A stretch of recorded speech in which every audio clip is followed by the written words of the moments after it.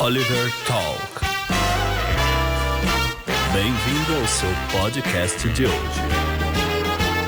Enjoy!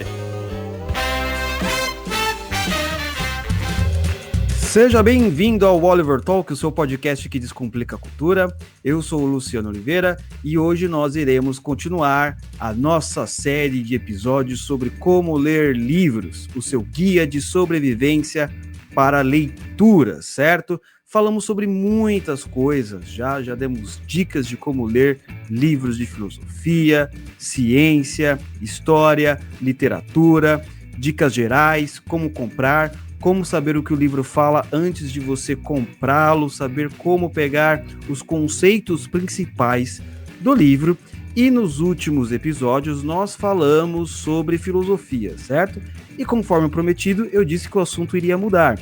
E nós já estamos no nosso 15º episódio e nós só teremos mais um episódio que será o da próxima semana, certo? Hoje nós iremos conversar sobre uma coisa muito importante. Agora você já sabe o que é leitura, o que é ler, como ler, a importância, o que é imaginação, dicas para você, para os seus amigos, para os seus filhos, você já sabe tudo, certo?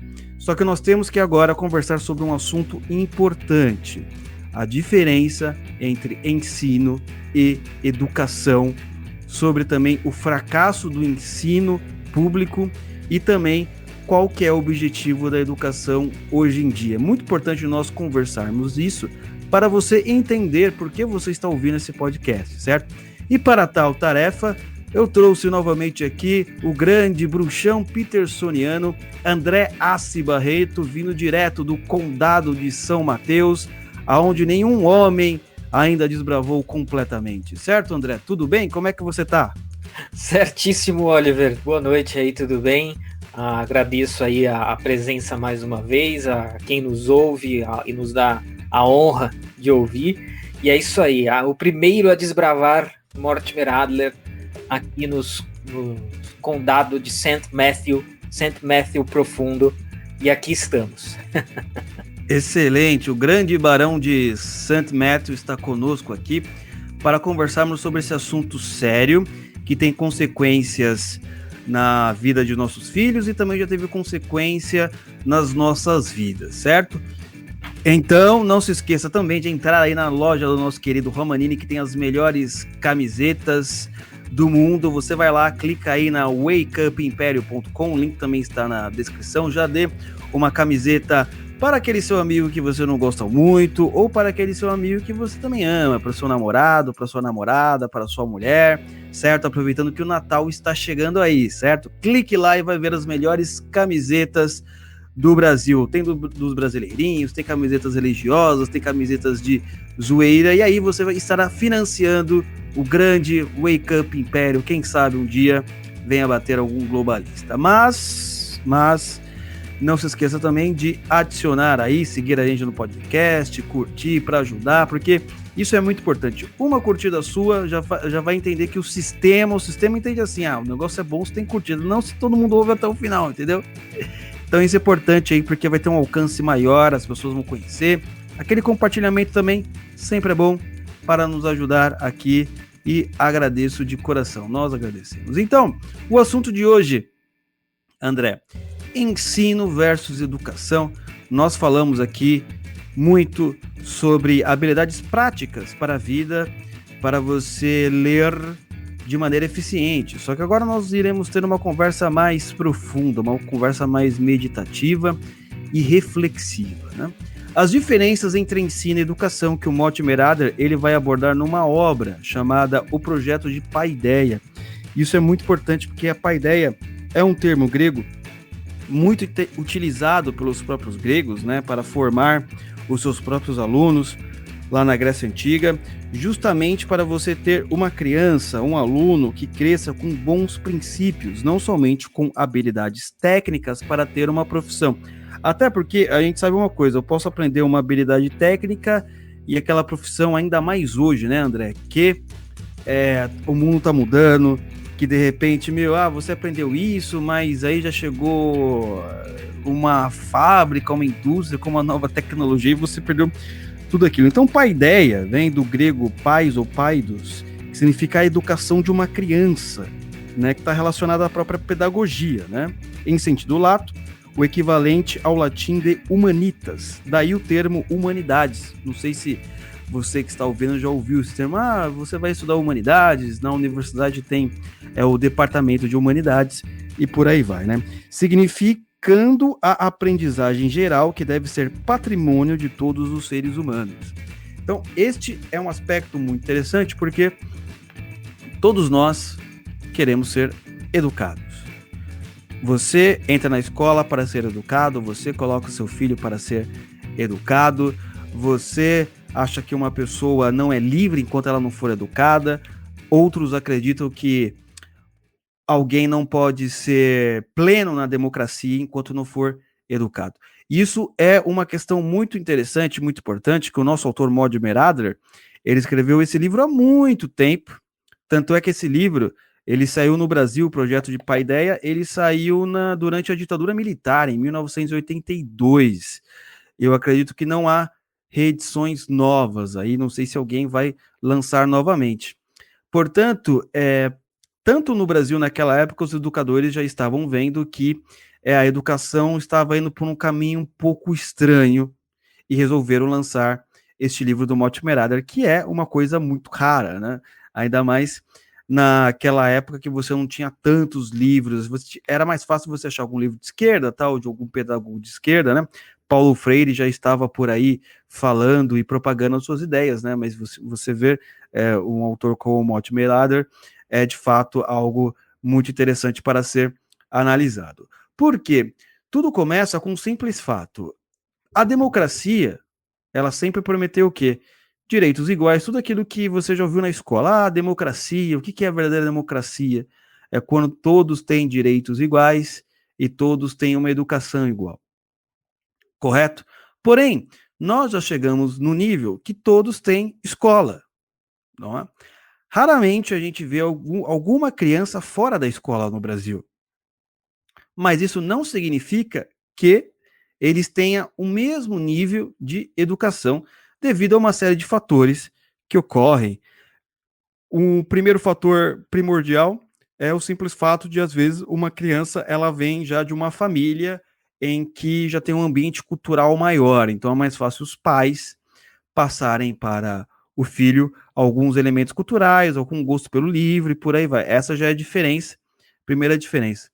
A segunda, muitas vezes, é o próprio fato como é a escola, né? Eu lembro quando estudava na escola pública, acho que 3 anos não tive aula de física, apesar de eu estar na escola.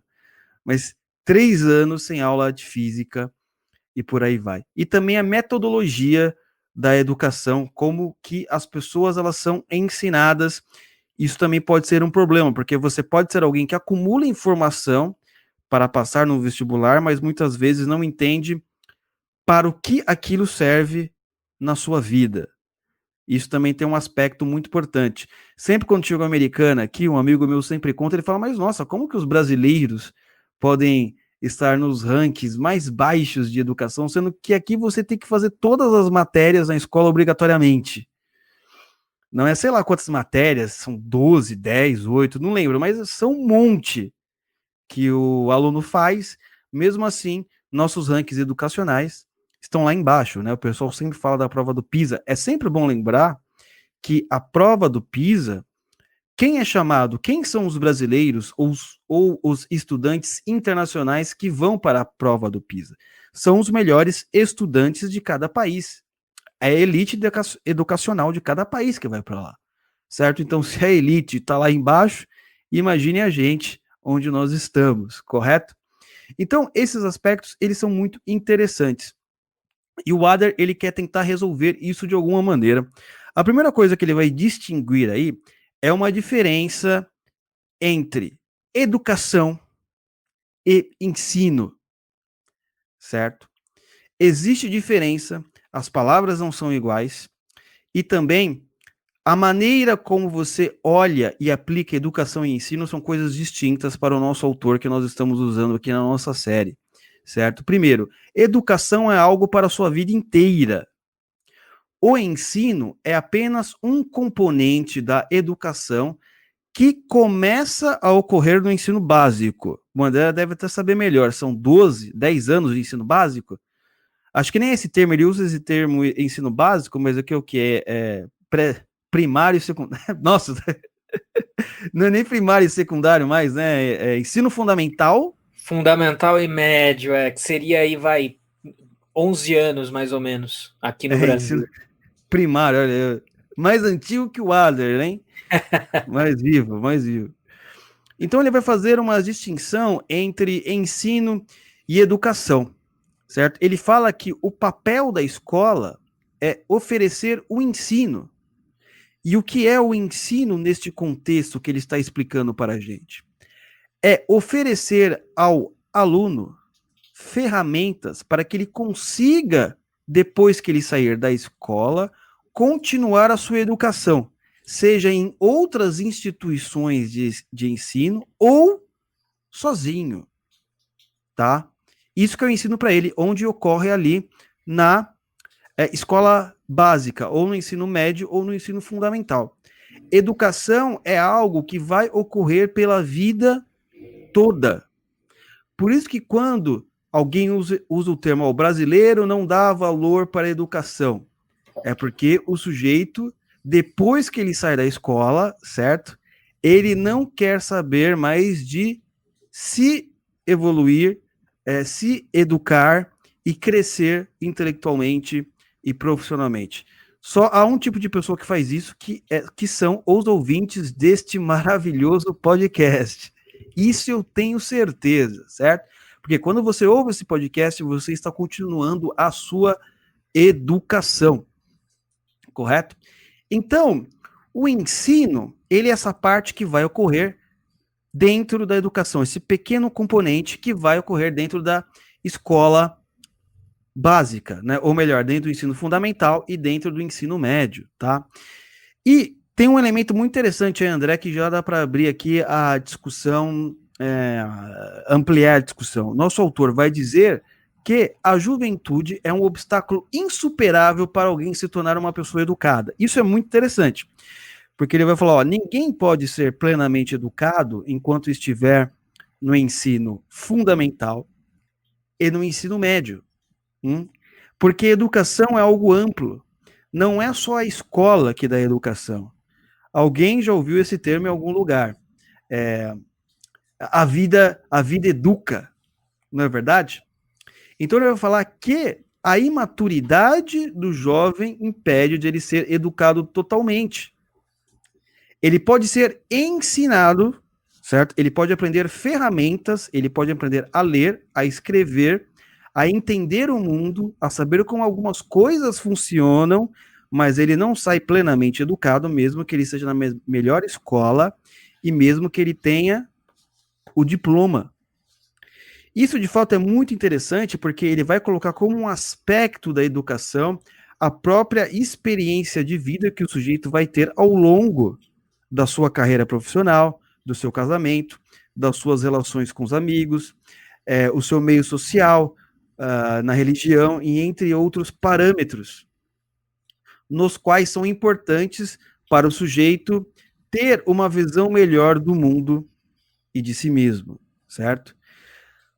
Isso também ecoa um pouco a opinião de Aristóteles, né? Que nós estamos falando agora no Teatro das Ideias sobre o livro Ética Nicômaco. O Ética Nicômaco, o Aristóteles vai falar que o jovem, ele não pode, ele é imaturo também para estudar filosofia política. Porque a filosofia política entendida naquela época, para aqueles autores gregos, era uma espécie de ciência em que você deveria aplicar leis. E aplicar leis significa o quê, basicamente? Olha, você está falando para um outro ser humano que ele deve fazer isso. Imagina, um jovem não tem a capacidade para entender a alma humana e a complexidade das relações humanas. Por isso que ele dizia que não era ensino para jovens a filosofia política. Era somente para pessoas adultas. Não é? Então, essa é a primeira distinção que vai ocorrer entre a diferença de ensino e educação. Porém, aqui no Brasil, o que nós falamos e qual que é a nossa concepção de vida é que toda educação tem que ocorrer na escola. André, por favor. Não, perfeito, Luciano. Eu ia falar exatamente isso. Eu ia falar que no nosso caso aqui, brasileiro, essa confusão ela me parece ainda mais acentuada, ainda mais grave. Embora, como você tenha mencionado, o Adler já seja um crítico do modelo de ensino público americano, eu tenho aí quase certeza que ele não conheceu nenhum modelo, e principalmente na prática, o ensino brasileiro, e obviamente, por razões de tempo de vida, não tem conhecimento, né? O Adler morreu em 2001. Mas assim, a concepção do brasileiro, ela é uma mistureba de tudo isso, né? Então, porque o ensino é o aspecto mais técnico. A educação é a questão do cultivo, é o próprio cultivo do espírito, né? É você melhor esse cultivo e essa melhoria é perene, né? Ela pode no máximo ali começar a ter um despertar nas idades mais tenras e tal, mas é um negócio que vai pela vida inteira e que, como você muito bem disse, remete totalmente ao conceito de paideia dos gregos, né? E aí eu vou citar uma coisa aqui também. Em português a gente tem sempre esses problemas, né? De idiomáticos mesmo, né? Então em português a gente basicamente fala, a gente tem essa distinção entre ensino e educação, né? A gente fala ensino, fala educação, fala pedagogia, mas em alemão tem uma palavra parecida com paideia, e que dá a mesma ideia, dessa ideia de uma formação mais ampla, né, um negócio maior do que o mero ensino. Porque aqui, embora a gente tenha a distinção entre ensino e educação, na cabeça das pessoas tudo é uma grande maçaroca, né, tudo é a mesma coisa. Algo que eu sempre falo, que eu ouço da boca do público de alunos e às vezes do público de pais também, não, vou mandar meu filho para a escola para ele ser alguém na vida, né, por um lado. E aí isso está totalmente vinculado a uma questão profissional e financeira, né? Ser alguém na vida significa ter um bom emprego, e ter um bom emprego significa ter um emprego que pague bem. Então as pessoas mandam os filhos para a escola com isso na cabeça. Por um lado. Por outro, também tem a expectativa, não, meu filho vai para a escola, ele vai aprender física, história, geografia, matemática, etc, etc. Como se tudo fosse uma grande e única coisa, uma maçaroca só, tudo no mesmo balaio. Né? Então, na cabeça das pessoas, isso está confuso, né? As pessoas acham que tudo isso vem num pacote único, automaticamente. Isso é um grande problema. Mas voltando na palavra alemã que eu queria citar, que seria o equivalente aí do grego paideia, é o Bildung, né? Então, os alemães eles falam muito de Bildung, que é o mesmo sentido de formação, né, cultural, formação educacional ampla, educação, aí tudo isso são educação, cultura, né? Não cultura, tem outra palavra para formação cultural, né? Você não traduz exatamente Bildung por cultura. Mas eu não estou citando isso aqui só para falar, o cara sabe uma palavra em alemão. Não é por isso. É porque o ensino / educação na Alemanha, eu não sou um grande especialista e um grande pesquisador, mas e acredito também que não tem influência do Adler. Pode ser que tenha e eu que não desconheço, mas eu acho que não. Mas o ensino / educação na Alemanha, eles tentam dar conta dessa problemática que o Adler está falando aqui. Porque lá, o que você tem? Você tem um ensino fundamental e um ensino médio voltados, assim, o que você quer? Você quer ensino ou você quer educação? E aí você vai seguir o caminho que você não chega a um determinado momento que você vai escolher qual caminho você quer. Então vamos supor, e isso é um objetivo perfeitamente legítimo, nobre, bom. Você quer ser um eletricista, por exemplo, ou até mesmo engenheiro elétrico, eventualmente. Você vai seguir mais num caminho de ensino. Você não precisa ler a obra completa do Goethe, né? Não sei se eles leem a obra completa, provavelmente não, né? Mas eu só estou citando esse exemplo para ilustrar. Se você quer seguir esse caminho, um caminho mais técnico, você tem que seguir o caminho do ensino. Você vai ter ali o conhecimento técnico necessário para que você seja um bom eletricista, um bom engenheiro elétrico, tenha uma boa profissão e ganhe dinheiro com a sua profissão, e não tem absolutamente nada errado com isso. Por outro lado, se você você quer ser um historiador, você quer ser um filósofo, você quer ser um sociólogo, você vai seguir um caminho diferente. Então, assim, vai ter um determinado momento que a gente poderia dizer que é o ensino fundamental, você vai até o ensino fundamental, todos vão até o ensino fundamental. E quando chega no ensino médio, essa dicotomia, cada um vai para um canto, cada um vai para um lado. Quem quer ensino vai para o lado do ensino, quem quer educação vai para o lado da educação. Porque se você quer ser um historiador, um filósofo, um sociólogo, você também não precisa ficar lá aprendendo, do mesmo jeito que o engenheiro elétrico não precisa ler a obra completa do Goethe, o sociólogo, o historiador, ele não precisa saber as minúcias da lei de Ohm, né? Não precisa. Então, por que você não atender a essa demanda mandando cada um para o seu lado e extraindo o melhor de cada um nesse sentido? É uma tentativa de resolver isso.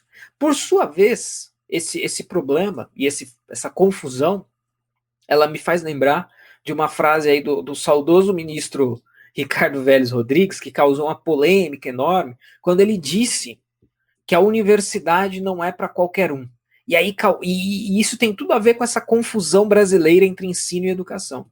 Causou a maior polêmica, foi uma bafafá, que absurdo, ele está elitizando a educação, ele está dizendo que só uns poucos pares da elite podem e devem ter acesso à educação, etc, etc. E eu não interpretei a frase dele desse jeito quando eu ouvi. Eu entendi ele dizendo exatamente o que o modelo alemão põe na prática. Olha, existe gente que tem que seguir esse caminho, existe gente que tem que seguir aquele outro. O importante é que todo mundo esteja ciente da existência desses dois caminhos, que são dois caminhos legítimos, porém diferentes.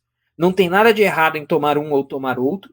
E óbvio, né? O tipo de pessoa que vai para um e vai para outro é diferente. Nem todo mundo nasce para ser, ou se não nasce assim, não estou falando que é uma questão de genética, tá? Mas assim, se nem todo mundo quer ser um historiador, também nem todo mundo quer ser um eletricista, e isso é normal. Isso está totalmente em perfeita harmonia aí com os desejos, as vontades das pessoas, né? Então, ou seja, tem gente que não é para a vida acadêmica, universitária, das letras, das humanidades, como você disse. O problema está nas pessoas não conhecerem essa distinção, né? Agora, que cada um tome o seu caminho, isso não é um problema, muito pelo contrário, isso é uma coisa boa, né? Ou deveria ser uma coisa boa. Mas aqui no nosso universo brasileiro, como tragédia pouca é bobagem, existe essa grande confusão, né? Aí você quer enfiar. Então, por exemplo, o cara quer ser um eletricista, quer ganhar um dinheiro fazendo isso, e provavelmente tem até um meme que fala disso, né? Ah, o cara aqui, ó, eu sou pós-doutor em estudos de gênero, estou desempregado. Aí tem uma outra foto, um cara consertando a rede elétrica num poste, e ó, tô aqui, ganho 100 mil por ano, estou tranquilo, estou bem. O que tem de errado com isso? Olha, em tese não tem nada, cada um seguiu o seu caminho, e óbvio, cada um arca com as consequências do caminho que escolheu. Mas no Brasil, como sempre, né, tudo é uma questão da elite malvadona contra os pobres que querem se educar. Então eu acho assim, essa distinção que o Adler está chamando a atenção entre ensino e educação, ela é excepcional, né, ela é necessária para se pensar num projeto educacional amplo, né? Mas aqui no Brasil, se você começar, isso provavelmente, se isso aqui cai numa rodinha de professores, de pedagogos, eu tenho certeza, isso ia ser considerado elitismo, não? Porque a gente tem que dar educação. Eles até são a favor da educação, mas naquele sentido que a gente já falou aqui também, não, a educação crítica, o pensamento crítico, que a gente sabe muito bem o que é, e aí quando você fala, e esse pessoal, esses pedagogos, eles têm até um desprezo pelo ensino, né? Porque aí quando você fala, não, mas olha, hoje o aluno pode ir para uma escola técnica para aprender justamente aquilo que vai para o Senai, né? Como a gente brinca. Vai para o Senai, vai para uma escola técnica, aprende a ser eletricista, especialista em mecatrônica, tal, consegue um emprego, ganha dinheiro. Os caras acham isso ruim. Quando na verdade não é nem ruim nem bom, é um caminho. É um caminho e é uma parte. Não tem nada, como eu disse, não tem nada de errado com a outra. O problema é que achar que tudo vem no mesmo pacote, tudo vem no mesmo balaio, né, que são processos idênticos que se encerram com a vida escolar, né, ou até mesmo universitária que seja. Aí que a gente começa a entrar mais no campo dos erros e se faz absolutamente necessário chamar atenção para essa cisão aí. Eu acredito que o maior engodo que colocaram na nossa cabeça é que a universidade é o caminho da dignidade ou da felicidade. Então, se você ver bem, quando eu estudava, eu acho que outras pessoas também tiveram essa mesma experiência.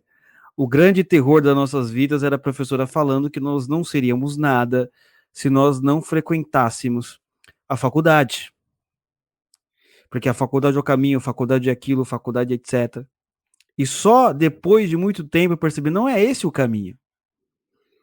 O caminho era, olha, a escola, o ensino básico, tem que me oferecer as ferramentas necessárias para eu consiga ter habilidade para fazer qualquer coisa depois, ou pelo menos melhorar a minha aptidão. Se eu não sei português, se eu não sei interpretar texto, matemática, coisas assim importantes para eu afiar a minha inteligência, certo? Do que adianta eu fazer universidade? Do que adianta eu fazer qualquer coisa? Mas o que aconteceu, Andrezão? Já que o pessoal não estava conseguindo ir bem no português e na matemática, o que a universidade faz? Abaixa o nível para conseguir pegar essa massa que não tem habilidades mínimas, ou pelo menos suficientes de português e matemática, e absorve elas. Aí o que acontece? O sujeito ele sai do terceiro ano do ensino médio, com nível de quinta série, e sai da universidade como tivesse terminado o ensino médio. Porque a universidade é o caminho, entendeu? É o caminho, não o caminho do emprego, isso que eu acho muito importante, não é o caminho do emprego, do dinheiro, é o caminho da felicidade. É muito mais do que isso. Sem universidade, o cara ele já imagina o que, Andrezão? Nossa, eu vou chegar numa rodinha, vou falar que eu não tenho diploma, o que vai acontecer comigo? Como as pessoas vão olhar para mim? O que elas vão dizer? Ai, credo, você é vagabundo, não sei o que, etc. Esse é o ponto. Então, muitas vezes, o que acontece? É a velha história que eu sempre conto.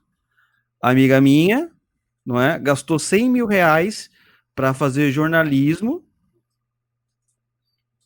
e hoje está trabalhando com algo que não precisaria ter o diploma. E a faculdade não acrescentou em nada. Ou pelo menos em algo relevante, porque depois ela foi ler os livros por fora. Nossa, aqui o pessoal só fala de esquerda, direita, não tem nada, entendeu? Mas é esse processo que acontece, que eu acho que ele é muito perigoso. Não é algo assim para você se educar, não é nem essa imagem que nós temos, né, da universidade. É que é o caminho inerente para a felicidade que qualquer ser humano deve fazer. Você vai falar alguma coisa, André? Sim, isso daí é tão verdadeiro que tem um fenômeno. Eu entendo, né? Assim, a pessoa conclui uma faculdade, mas você falando essa questão específica, isso é tão verdadeiro. Eu me lembro das festas de formatura, né? E é claro que, óbvio, não quero que ser o cara chato, pô, o cara terminou a faculdade, não pode nem comemorar. Não, não é isso que eu estou dizendo. Mas eu acho que toda aquela estrutura e o que se fala, o que se faz, é bem. Aquilo ali comprova isso que você está falando, né? As pessoas parecem que agora eu tô aqui eu vou dar o primeiro passo na trilha da felicidade.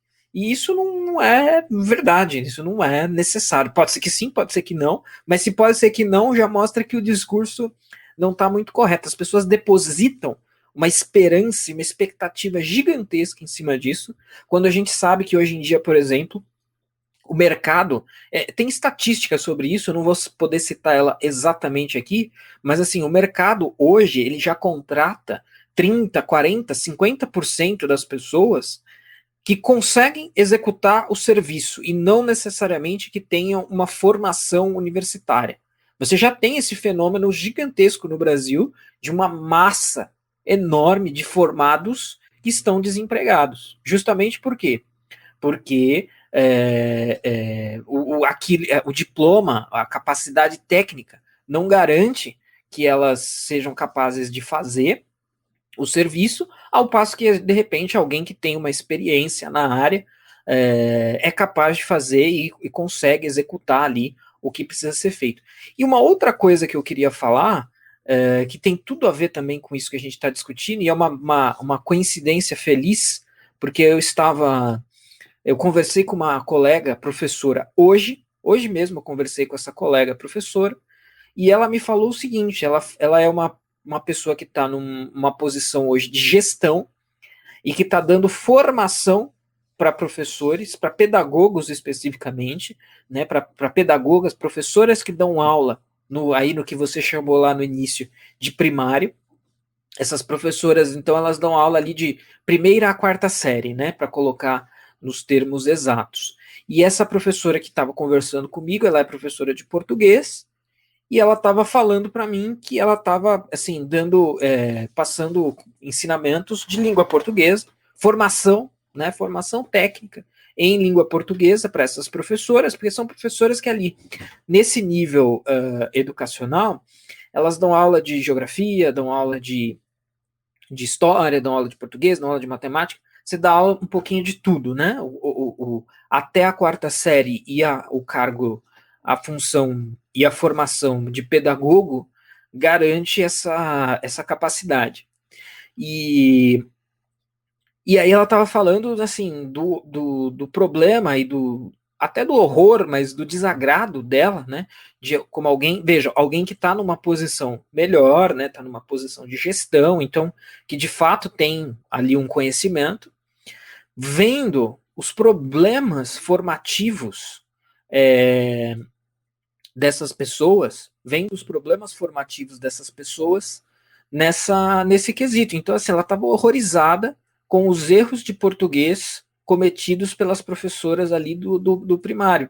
Então, ou seja, é exatamente isso que você estava falando, né? A pessoa passa pelo ensino fundamental, médio, ensino universitário, e ainda não vai virar professor, vai dar aula, e a fala dela foi exatamente isso. Eu, como professora de português, fiquei, assim, horrorizada. Ela não usou essa palavra, mas basicamente isso. Ficou horrorizada com o fato de professoras ali de primário estarem cometendo ali erros de português, e aí ela falou para mim o seguinte, olha, se elas estão cometendo esses erros, é porque elas estão repassando, né? Elas estão ensinando esses erros para os alunos. Isso é grave. Então, assim, passou por todas as etapas do ensino, né? Primário, médio, superior, e estão ali cometendo erros básicos. Então, assim, é nítido que tem alguma coisa muito errada aí, né? Tem uma coisa muito errada aí. Esse burocratizou, automatizou, né? Não, eu ganhei o diploma, agora eu sei, e de um ponto de vista burocrático, agora eu posso até dar aula, mesmo que de fato eu não saiba nada, né? Num nível de concurso público, né? O sujeito fez o concurso, passou, ele pode dar aula porque está escrito no edital do concurso. Mas isso também explica aquilo que eu falei agora há pouco, da questão do mercado, né? Por que o mercado está rejeitando os diplomados? Porque com certeza em outras áreas, outros cursos, está acontecendo a mesma coisa. O cara vira engenheiro e não sabe fazer, sei lá, uma equação do segundo grau. Então, para que o mercado vai absorver esse cara que ele tem o diploma de engenharia, mas ele não sabe fazer uma equação do segundo grau? Eu vou pegar outra pessoa que, mesmo que eventualmente não tenha o diploma, saiba executar um serviço. Claro que aqui o exemplo não é bom porque o engenheiro precisa ter CREA e tal, não é isso, mas vocês entenderam aí o exemplo que eu quis citar. Então o negócio é muito, muito, muito grave, né? Eu acho que isso entra também no tema do fetiche, que é um tema que a gente já abordou e que passa apenas lateralmente aqui nesse podcast de hoje, mas que é o fetiche do diploma, né? O sujeito conclui a etapa burocrática do ensino superior, principalmente, que é aí que o diploma vai representar esse caminho para a felicidade, essa coisa toda, e ele acha que agora vai, e de repente agora não vai, né? Ele está defasado tanto no próprio ensino, como também na educação. Então, assim, o buraco é bem, bem, bem mais embaixo. Exatamente. Aí, por causa disso, vai se justificar um monte de coisa, não é? Cotas para não sei o quê. Por quê? vem da ideia de que a universidade é o caminho da felicidade. Ah, porque os institutos de pesquisas dizem que quem faz universidade é não sei o quê, dizem que não sei o que lá, dizem que não é isso, dizem que é aquilo. Então, vamos colocar todo mundo na universidade, porque se nós colocarmos todo mundo na universidade, o que vai acontecer, André? Todo mundo vai alcançar a felicidade financeira ou não sei lá o quê. E o que aconteceu? Nada disso. Não é? Nada disso. Não aconteceu nada do que se esperava. Aí o que o sujeito vai precisar fazer? Vai precisar ter mais títulos, mais encargos, mais diplomas, vai ficar mais tempo na universidade. Não que eu acho que isso seja um problema, isso não é. Né? Desde que seja de fato a sua função. Um professor, um aluno, ele pode querer continuar na universidade justamente porque ele tem um bom projeto de pesquisa, não é? Não simplesmente pensando, né, que seria interessante para entrar no mercado de trabalho. Isso daí daria uma boa discussão, né? Na verdade, já está tendo a discussão. E a gente vê este problema acontecendo. Então, o ensino, ele também tem um outro aspecto muito importante que eu vejo que é a grande dificuldade de hoje. Adler vai falar que o ensino também continua em casa. Ele até reclama da falta de lição de casa que existe nas escolas americanas. Né? Evidente, né? Deve ter algum brasileiro que deve estar morando nos Estados Unidos e ele está falando isso de maneira genérica. Mas pense o seguinte: se o aluno é o fim de toda educação, não é? Então ele também tem que exercer o seu raciocínio para ele descobrir como funcionam as respostas. Não é o contrário, não é o professor que é o objetivo último da educação. Isso às vezes se torna até um problema. Ah, porque a educação só existe porque o professor ele tem que estar lá para receber mais e para mostrar que ele é mestre, para mostrar que ele sabe de tudo. Ele pode ser tudo isso, mas ele não é o objetivo da educação. O objetivo da educação é a criança. E o objetivo da educação, conforme nós já falamos aqui, não é criar pessoas para servir uma ideologia, certo? E nem também servir ao mercado. Esse é um ponto muito interessante. Veja bem, a esquerda, ela sempre critica, né? Não, porque a educação só vai servir ao capitalismo e não sei o quê. Porém, eles nunca criticam quando a educação serve para fins ideológicos, como acontece direto. Como acontece direto. O ponto que o Adler ele está levantando é o seguinte: uma criança ela não tem que ter uma educação com fins mercadológicos, ou seja, ela deve ser preparada exclusivamente para o mercado de trabalho e mais nada, como é ênfase aqui no Brasil. Por quê? Porque se você aprender uma profissão na escola, ou se a sua educação for somente para isso, para uma profissão, e se aquela profissão, André, ela simplesmente parar de existir? E se aquela profissão acabar, que nem a gente vê hoje, várias profissões acabando e surgindo novas? O aluno, como ele não teve uma educação com humanidades, como o próprio Adler fala, que é essa educação que ele tem as ferramentas básicas para ele conseguir simplesmente andar por várias áreas das ciências, não é? Ele conhece o português, ele conhece as obras clássicas, ele leu, ele fez lição de casa, ele conhece o teatro, não somente leu teatro, mas fez teatro. Ele não só conhece música, mas como teve música na escola. Correto?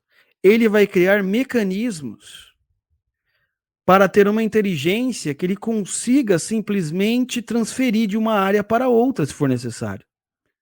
Esse é o problema, porque muitas vezes quando você tem uma educação com fins mercadológicos, o que acontece? O sujeito vai lá, ele aprende a consertar videocassete. O videocassete acabou, Andrezão. Você vai fazer o quê? Entendeu? Acabou, sei lá, mudou pro DVD. Então não é, ele não tem que aprender para consertar videocassete, ele tem que aprender o princípio de funcionamento de um sistema eletrônico. Entendeu? Que aí ele em tudo, inclusive na própria matemática. Esse é o ponto principal que ele está falando aí. Por isso que existe uma diferença, e acho que essa crítica ela é muito mais válida do que a crítica da esquerda, só como, não, o mercado não serve, mas aí, quando é para colocar ideologia na cabeça da criança, com o quê? Justificando que é pensamento crítico, entendeu? Quando é para ensinar a criança que a religião não presta, que a família não presta e não sei mais lá o quê, colocar política também direto, não, que o Bolsonaro não presta, o Haddad não presta, sei lá quem, aí serve, entendeu? Aí pode. Então, nós vemos um duplo padrão aqui, que não é o caso do Adler. Ele fala assim, não, você tem que ensinar os conceitos gerais, não conceitos específicos, porque aí qualquer área que ele for, porventura, se aventurar, ele vai ter essas habilidades. Eu acho a diferença. Pode falar. É a diferença entre o que passa e o que é eterno, né? Então, os princípios gerais, eles são eternos. Agora, se você... Esse é o problema também da especialização extrema, que também é um contexto que a gente vive na educação atual, né? De repente, isso daqui já perdeu a relevância, né? E aí, se perdeu a relevância, você tem para onde correr ou não? Mas isso que você está colocando me lembrou uma coisa muito interessante que você... Eu assisti isso, mas se eu não me engano, você também citou isso. O professor Pierluigi Piazzi, né, ele conta de quando ele estava com o filho dele em um determinado momento, eu não lembro da história completa, mas assim, ele estava com o filho dele, eles passaram diante de um lugar onde tinha uma frase em latim, né, e aí o Pier, ele leu lá e traduziu a frase em latim, e o filho dele falou, nossa pai, mas você aprendeu isso na escola lá atrás, né, e você ainda lembra? E aí ele fala, bom, mas é porque isso aqui eu aprendi de verdade. Eu não simplesmente passei por acaso nisso aqui, ou isso aqui é algo passageiro. Onde é que isso se cruza com o que a gente está falando aqui, né? Pegando um exemplo, isso que você acabou de falar, pegando um exemplo, mais uma vez, idiomático, né? É interessante, isso a gente só percebe quando a gente começa a tentar aprender e, de fato, aprender várias línguas, né? Então, quando você, por exemplo, você aprende latim, como o português vem do grego, do latim, ao aprender certas coisas de latim, você entende melhor certas coisas do português. E aí você vai pegando justamente esses princípios mais gerais. E não muitas vezes as pessoas acham assim que o tradutor ele é um dicionário ambulante, né? Por exemplo, mas não é. Pelo menos o bom tradutor ele vai ser um cara que conhece os princípios ali da gramática daquele idioma, entre outras coisas, o princípio da gramática daquele idioma e, claro, um pouco de vocabulário também, né? Mas assim, esses princípios, isso é a parte essencial, é a versão, é o que você deu o exemplo da parte eletrônica, né? Ou você conserta videocassetes, ou você conserta dispositivos eletrônicos.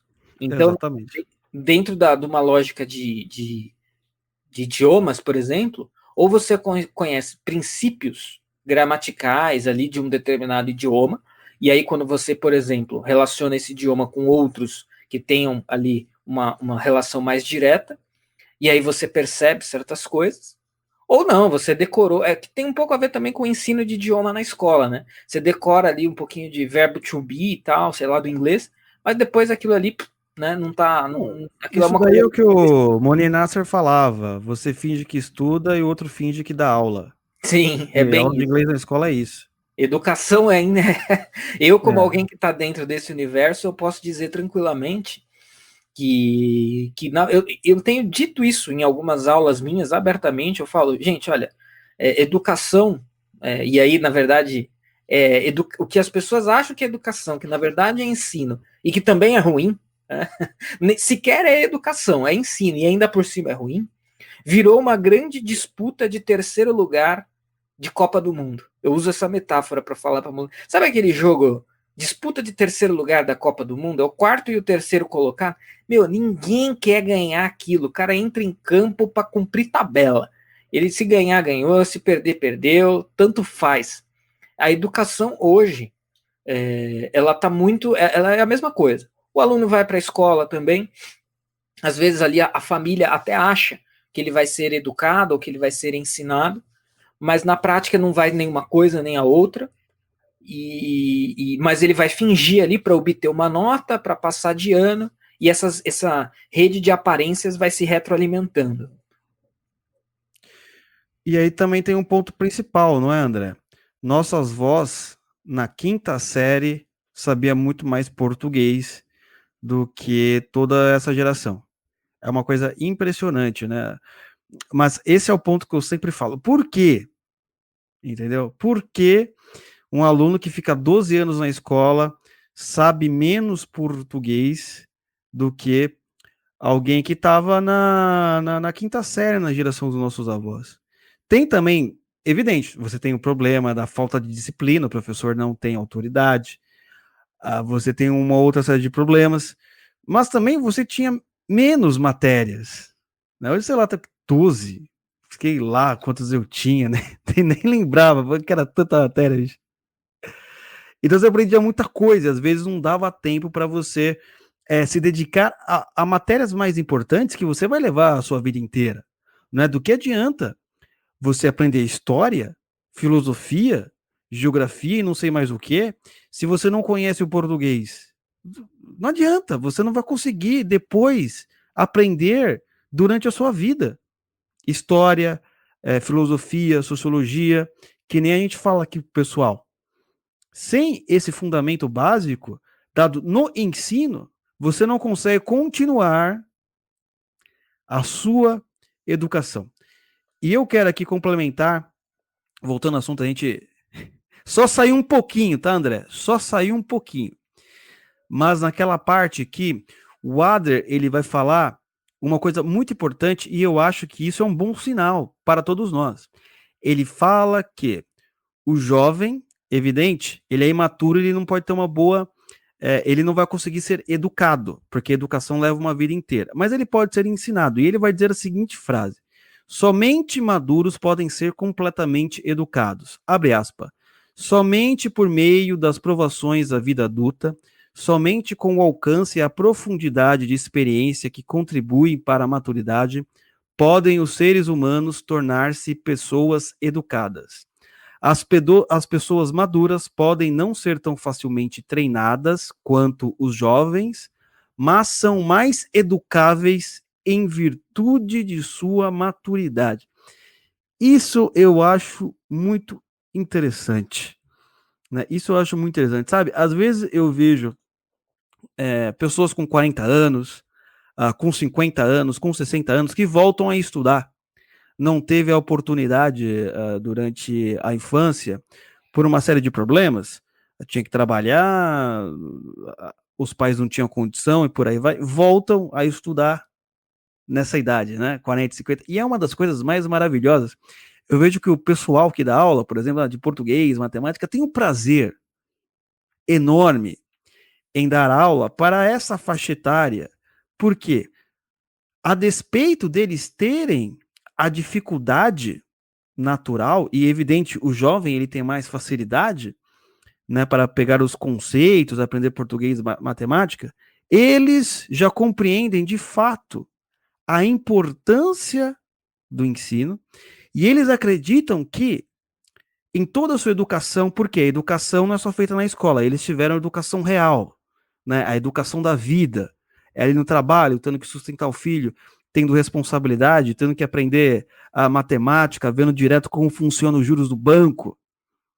Mas eles falam assim, peraí, dentro de todo o meu processo educacional, falta essa parte um pouco mais teórica, um pouco mais burocrática, que os meus filhos puderam fazer, eu não, mas eu vou voltar. E é uma maravilha, aí você percebe, por que o Adler fala isso? Porque isso é real. Isso é real, você percebe que as pessoas maduras podem não ser tão facilmente treinadas quanto os jovens, mas são mais educáveis em virtude da sua maturidade. Né? Então, a maturidade e a experiência traz para ele a importância dele aprender os conceitos certos.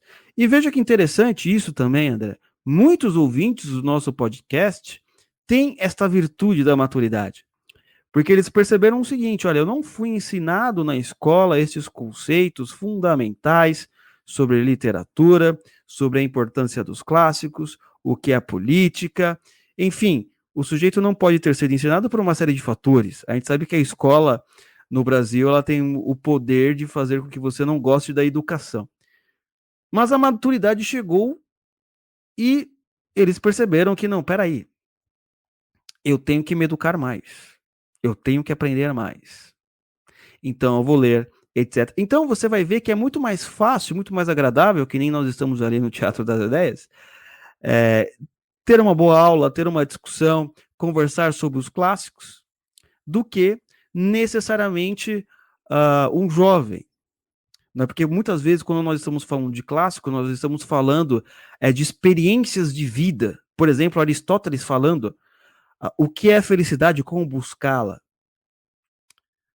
Isso você precisa já ter muitas exceções para começar a pensar na felicidade. Né? O que é justiça? Você precisa estar no mundo da política, você precisa estar vendo o que está acontecendo com o seu país, você já deve ter sofrido uma injustiça. Você quer saber? Então, pode acontecer que realmente o sujeito, o mais velho, tenha até uma... aprenda de maneira mais devagar do que com o jovem, mas com certeza, fatalmente, o proveito é muito maior. O proveito é muito maior, porque ele já sabe que ele está num processo de educação. Não é verdade? Então, por isso que eu sempre falo para o pessoal, olha, é o seguinte, não importa a sua idade, quanto mais velho, é até melhor. O mais velho, ele pode não ter a agilidade, mas normalmente ele tem a vontade que o jovem não tem. Eu tenho também isso é uma conclusão bem baseada na experiência, e você deu um exemplo aí por coincidências da vida. De vez em quando eu dou aula para jovens e adultos, né? Que aqui em São Paulo chama EJA, essa modalidade, Educação de Jovens e Adultos. E eu vejo essa mesma coisa. Você descreveu assim com uma perfeição extrema.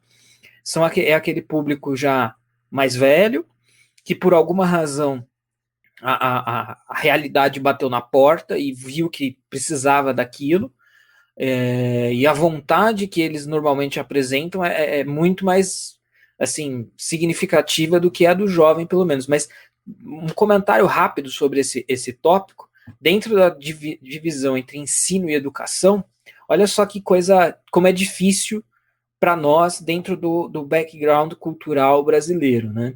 Então as pessoas elas vão para a escola achando que elas vão ser ensinadas e educadas. E elas acreditam piamente que aquele processo ali é um processo perfeito, né? Que quando o sujeito termina o terceiro ano do ensino médio, ou quando ele termina o último ano da faculdade, ele está finalmente ali educado. E aí, na verdade, a gente descobre que a educação se aproxima de uma completude com a maturidade. Então, culturalmente, a gente, por um lado, bombardeia todo mundo com a ideia de que você encerra a sua educação em algum desses ciclos, né? Seja no ciclo do ensino médio ou no ciclo do ensino superior. E quando, na verdade, quando a gente vai observar aí um ponto como esse colocado pelo Adler, a educação ela é um processo, né? Um processo bem mais amplo do que uma burocracia pode delimitar, falar, não, termina aqui e esse papel aqui, que é o seu diploma, comprova que agora você está educado. Né? Quando, na verdade, não.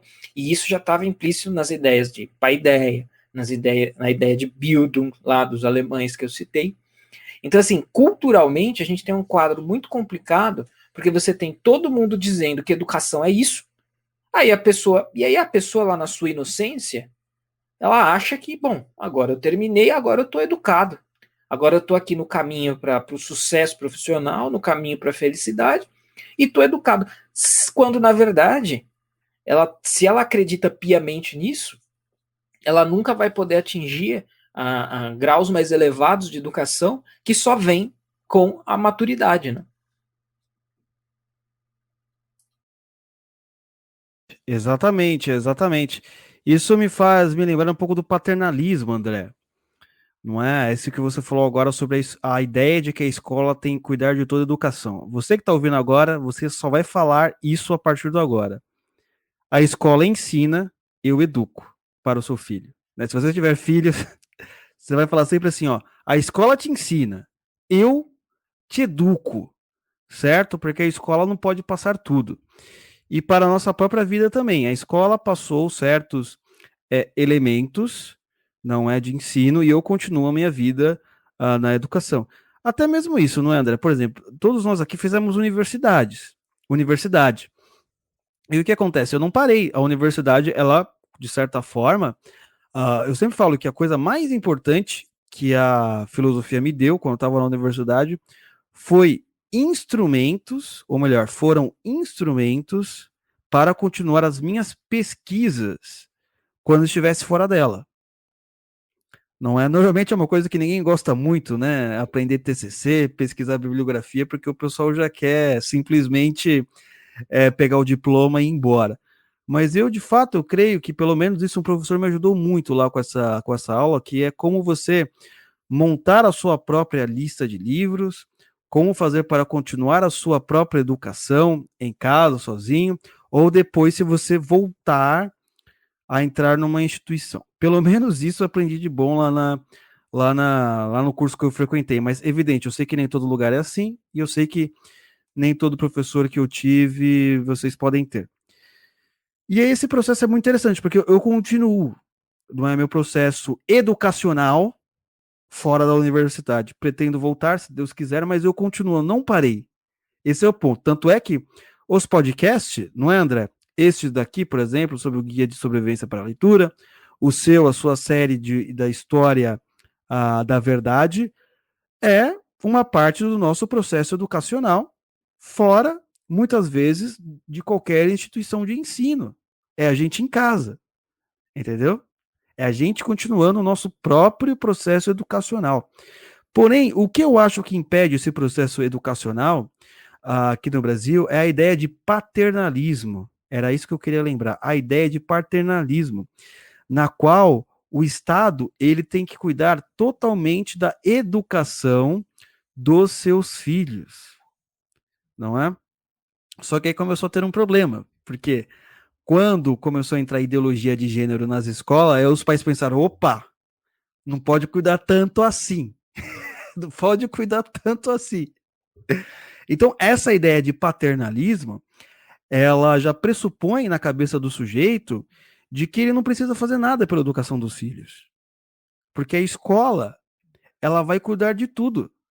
E se a escola não conseguir fazer com que o seu filho ou filho de alguém tenha o êxito necessário, então é culpa da escola. Os pais nunca têm responsabilidades. Isso é interessante, porque apesar da escola brasileira ser uma merda, isso não justifica também. Fato lá, o seu filho chegou com lição de casa, etc. Uma coisa que a gente sempre fala aqui, eu falei na série Em Quarentena, volto a repetir sempre. O sujeito estava reclamando a vida inteira. Não, porque a escola é Paulo Freire, porque a escola é ideologia, a escola é não sei o quê, a escola não presta, a escola só transforma, meu filho, não sei o quê. Tá certo. Chegou a quarentena, Andrezão. Sabe o que ele fez? Foi educar os filhos? Não. Ficou reclamando porque o moleque não voltou para a escola, meu Deus do céu. E não vê a hora que volte, né? Tira isso de mim. Paternalismo total. Entendeu? É como uma criança que também, é evidente, você tem que reclamar, mas esse tipo de atitude mostra que é apenas uma criança mimada que reclama dos pais. Não é? E não vai fazer, não vai mudar, não vai fazer nada. E eu vejo isso direto. Eu vi isso na minha quarentena, os filhos em casa, dos pais reclamando do Estado, do Paulo Freire, não sei o quê, do Cássio Nunes e tal, e os moleques continuando burro. Só ali no celular, só ali não sei o que, tal, não educando os filhos, não ajudando nas lições de casa, não fazendo o moleque pensar. Ó, seu filho chega, a professora falou isso. Não, filho, não é assim, etc, etc, etc. Esse é um aspecto muito importante, e o André, que é professor, eu acho que você já deve ter reparado nisso, né? Assim, como é muito difícil os pais participarem da educação dos seus próprios filhos, né? Deixa tudo na mão do professor e só vai reclamar quando ele tira uma nota vermelha, não é? Não, Você vai mas... reclamar com o professor ainda, vai reclamar com o professor. Claro, claro. Você tem aí uma transferência de responsabilidade, né? Então, olha, aquilo que eu falei no começo, né? As pessoas já culturalmente elas já absorveram. Não, educação é responsabilidade do Estado mesmo, não tem nada com isso, né? Não tem nada a ver com isso. E bem rapidamente aqui, ano passado teve um caso desses, né?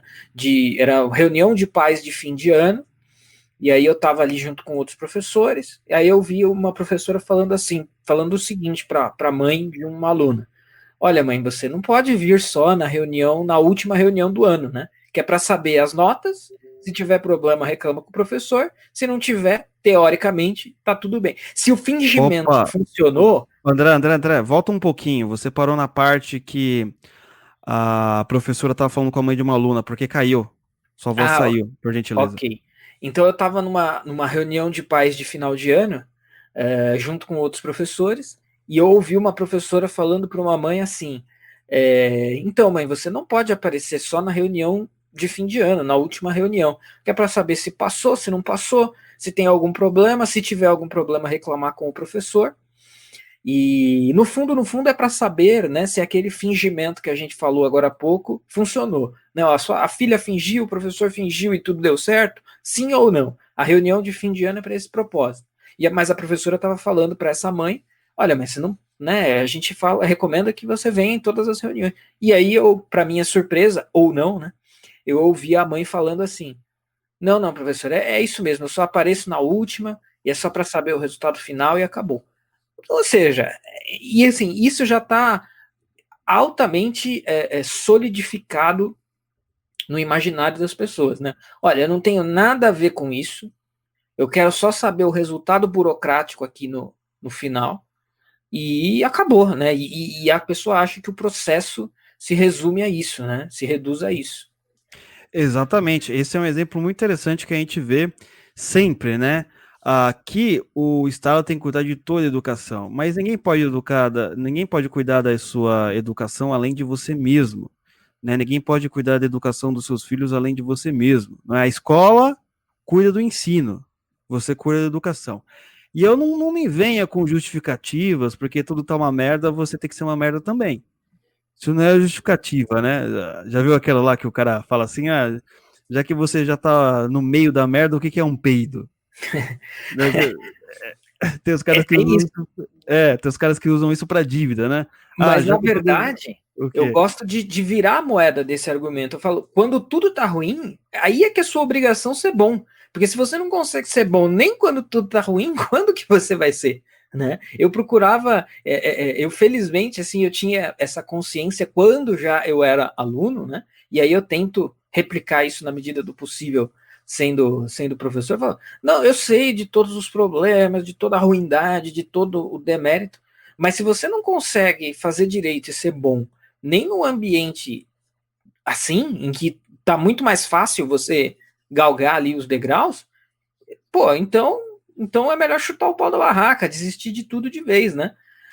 Então, na verdade, é um pretexto para justamente ali, bom, mesmo nesse contexto aqui de ruindade, eu fiz o meu e cumpri a tabela fazendo o meu melhor. Né? Não é para você se render ao meio, né? É para você lutar contra o meio. Não, exatamente. Um amigo até fala, ele fala assim, que na escola ensina isso, não ensina mais para criança matemática ou português. Eu falei: melhor ainda, né? Seu filho não vai ter concorrente. Sim, É só você que ensina do futuro. Melhor ainda, entendeu? Esse negócio o que é um peido para quem tá na merda é muito usado também como justificativa para quem tá com dívidas, né? Já tô com um monte de dívida mesmo, quer mais uma? O que é mais um empréstimo, né? O que é mais um empréstimo? E por aí vai. Vamos continuar aqui então? Então, conforme nós falamos até agora, a Adler vai apontar que o objetivo último do processo educacional é ajudar os seres humanos a tornarem-se pessoas educadas. Não é? Então você vê que a educação ela é um processo. O ensino acontece na escola, é uma parte, né? O ensino é o estágio preparatório. Cria o hábito de aprender e proporciona os meios para continuar a aprendizagem. Isso é muito importante. O ensino ela é a ferramenta, ela é a parte que vai te dar meios para continuar a sua aprendizagem. E veja, essa série que eu fiz é justamente isso. Ela é um meio, elas são ferramentas para você continuar a sua aprendizagem. não é? Durante ao longo da sua vida. Nós já tivemos aqui bons feedbacks, não é? De uma série de pessoas falando como é que foi e tal, aplicando as dicas nos livros e por aí vai, mas isso você vai continuar ao longo da sua vida. Você vai ter que afiar, porque a gente só aprende a ler com eficiência lendo, entendeu? A gente só aprende matemática fazendo as operações. Não adianta ficar simplesmente olhando. Imagina um menino que quer aprender a jogar futebol e só fica olhando ali os seus coleguinhas jogando futebol. Não, isso não funciona. Ele tem que jogar futebol também. Ele tem que participar, né? Ele tem que, de repente, alguém dar um carrinho nele para ele saber como é que funciona, como é que é e como vai para frente. Tá? Então, nós fizemos tudo isso. Evidente, tem mais um episódio, mas assim, vamos explicar como um estágio, né, da sua vida. Você que ouviu, esse é o estágio da sua vida. Você não vai parar por aqui, você vai continuar para frente.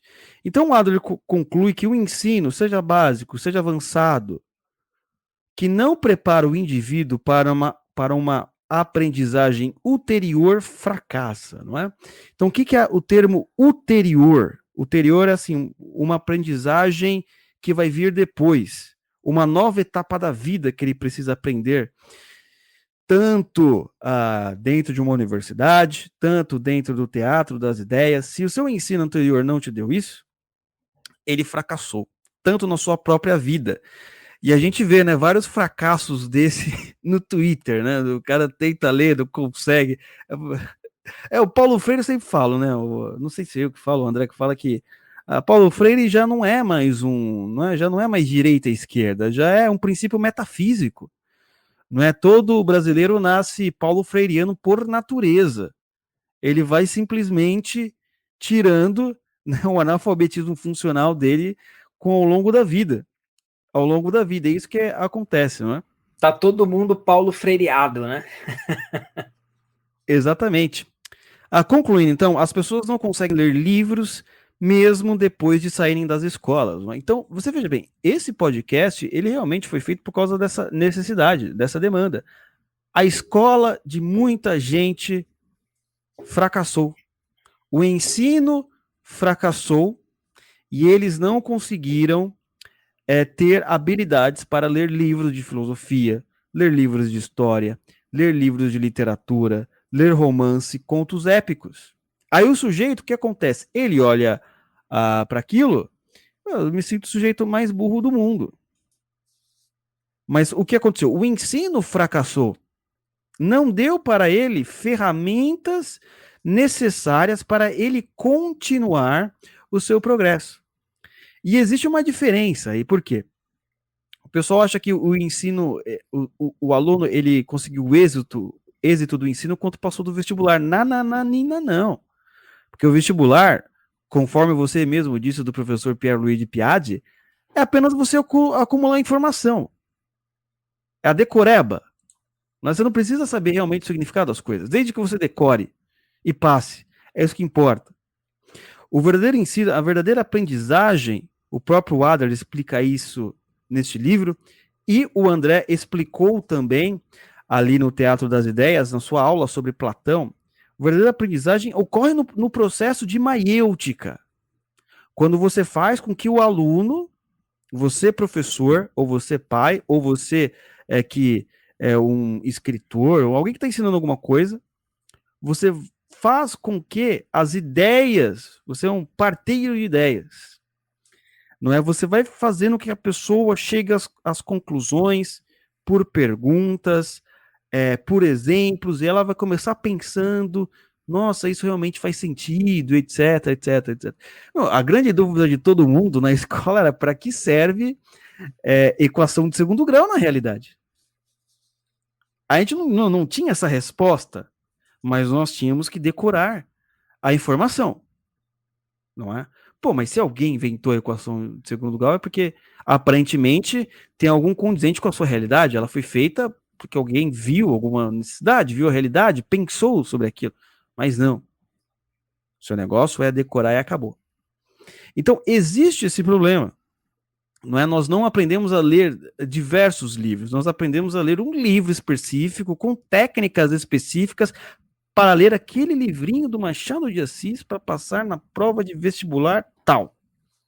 Você dá um outro livro para ele, o cara não sabe mais o que fazer, ele fica perdido, ele treme, fica, ai meu Deus, eu sou o sujeito mais burro do mundo. Tenho medo dessa capa aqui com 100 páginas. Para mim é a coisa mais absurda. Então não foi oferecido. Então a escola, ela de certa forma, o ensino não foi bom o suficiente. Porém, se você sabe que o seu ensino não foi bom e você está ouvindo, por exemplo, esse podcast, o que você descobriu? Você descobriu que, tudo bem, eu não desisti, mesmo que meu ensino não tenha sido bom.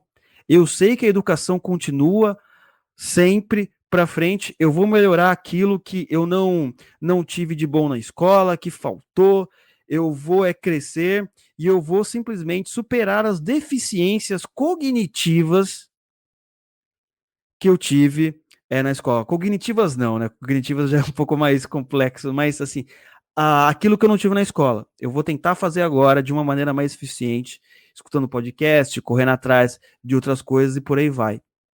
Então, esse podcast, ele justamente existe porque, infelizmente, André, é triste falar isso, é triste, mas ele existe porque o ensino fracassou.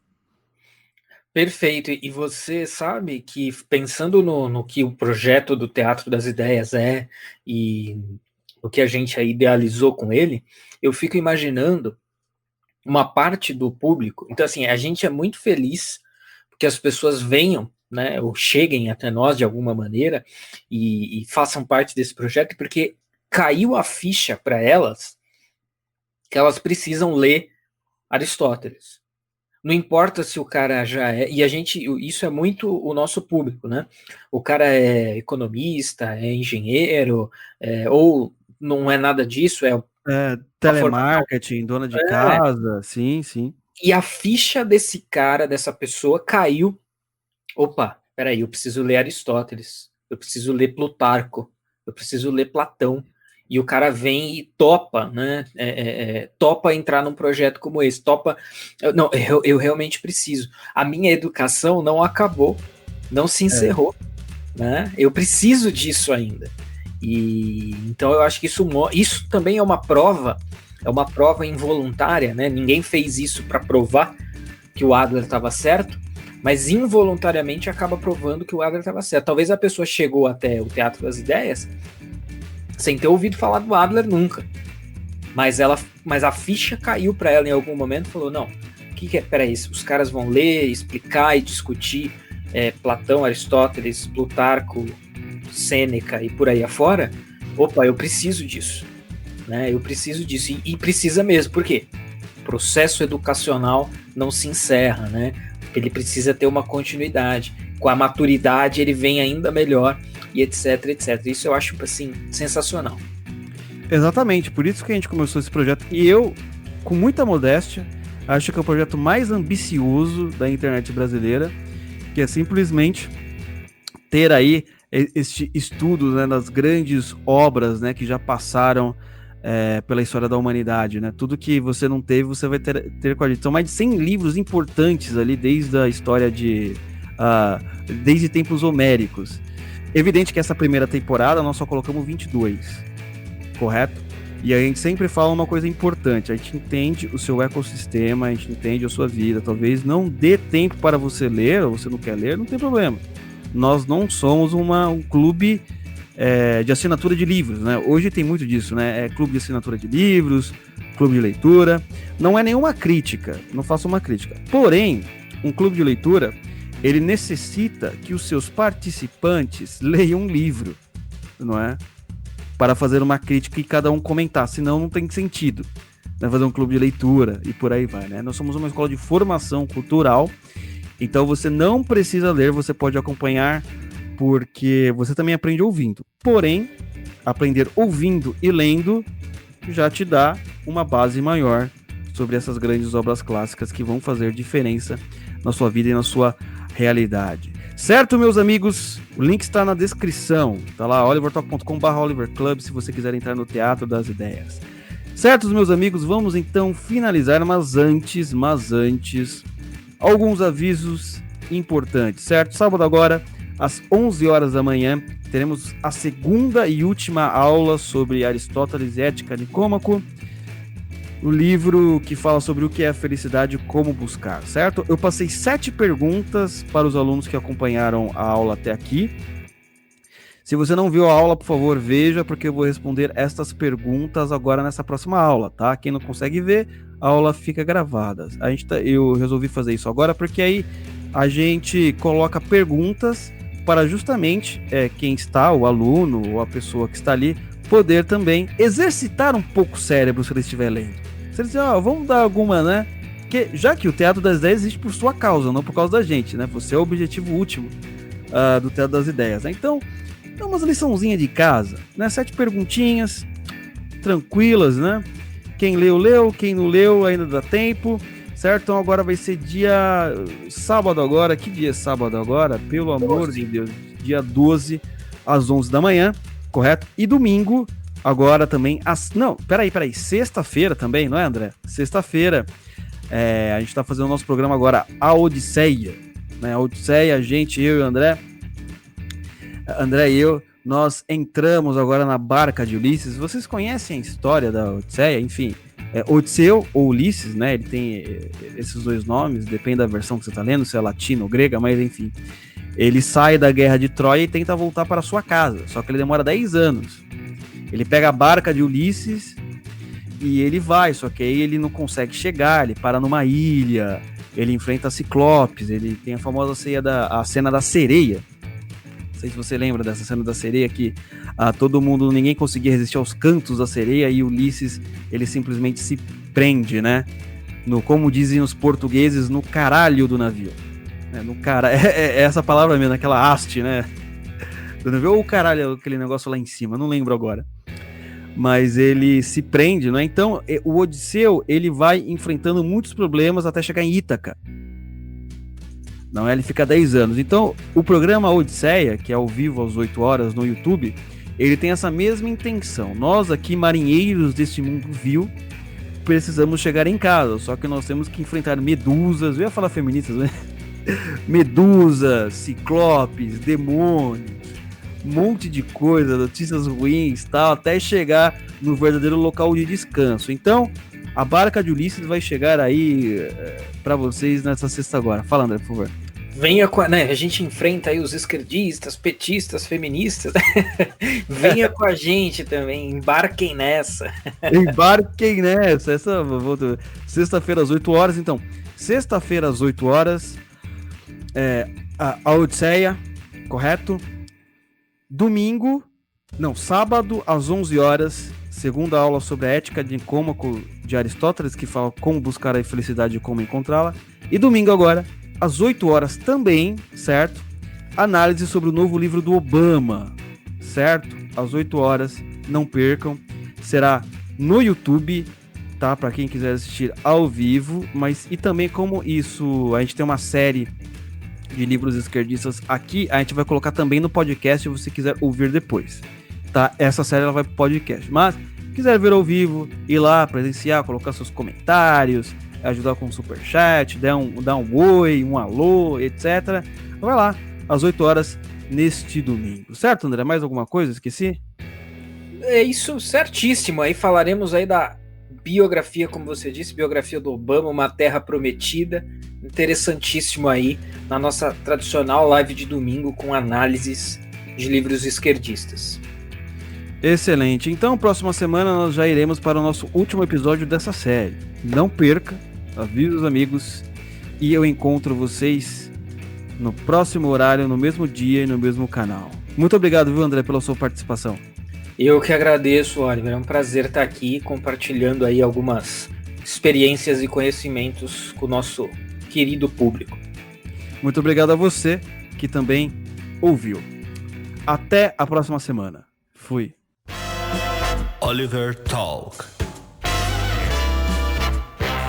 Este é o fim do seu podcast. Muito obrigado.